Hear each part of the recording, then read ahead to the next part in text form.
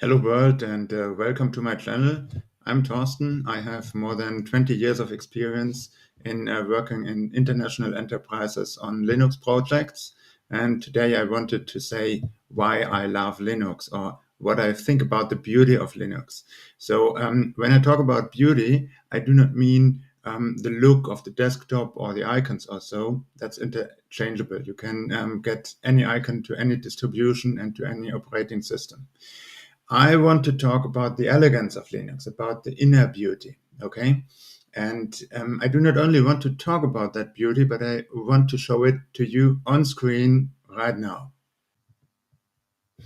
And the second reason why I love Linux is the design principles. For example, we have this design principle, everything is a file. Well, think about it. It's true. In a file, you want to read, you want to write, and you want to seek. Seek forward, seek backward. And exactly the same mechanisms you have on all other devices. For example, on a hard disk, you have the same operations that need to be performed.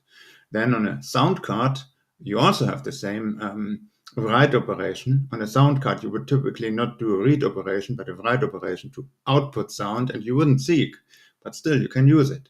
And that means that you use the same kind of operations, no matter if you're talking about a file, a hard disk, a sound card, or even a keyboard. You read from a keyboard and with exactly the same methods like you would read from a file.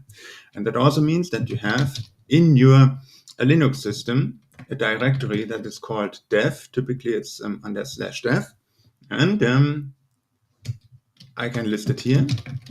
And there you see the different devices. For example, TTY stands for teletyper, so for your keyboard.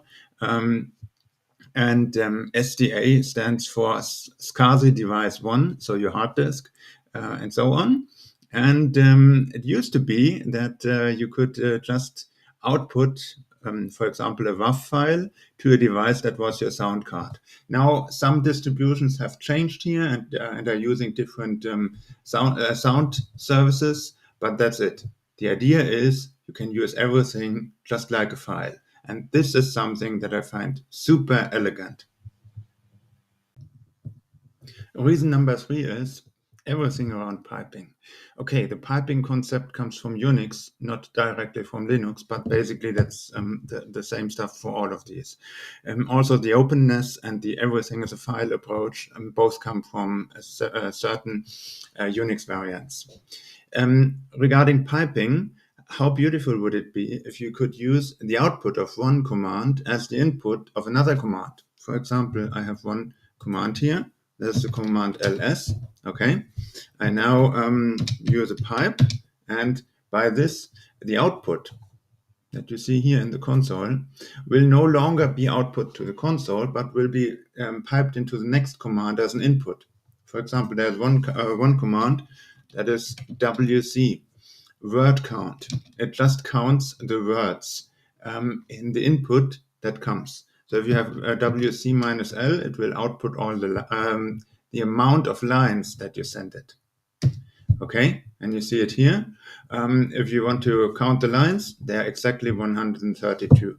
I can even use my keyboard with that. Yeah? I say word count minus l, and I give it one line, another line, a third line. Then I give it an end of file, Control D, and it outputs 3 because I have input exactly 3 lines. And this goes further and further. For example, you can use the command grep to find files, to find search strings. Grep stands for grep for regular expressions and print. And if you say grep minus I, it is case insensitive. And now I could grep for all lines that contain the string video. And in this case, you will see it is one line. And I could even pipe this further and find out how many files do I have in my directory that contain the string video by using this command.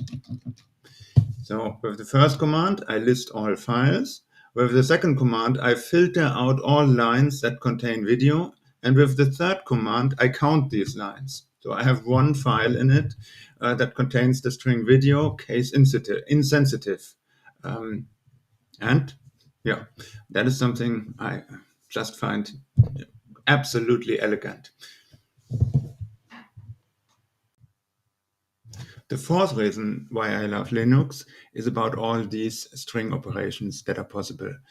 Let's face it. Most of you will see Linux only over the command line, and there are some great possibilities for doing string substitution. For example, you have the command uname -m.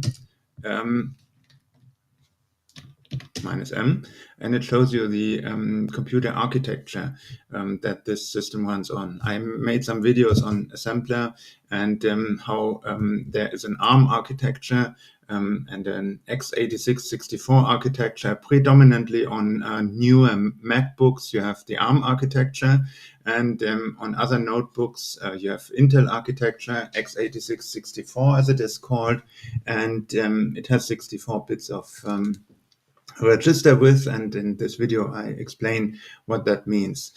However, you will mostly not see which processor architecture you have, unless you want to execute a binary and install some software on your computer. So this information can become useful, and you can not only show it, but you can also substitute it. For example, if you want to write something in a Linux script, your computer has the architecture,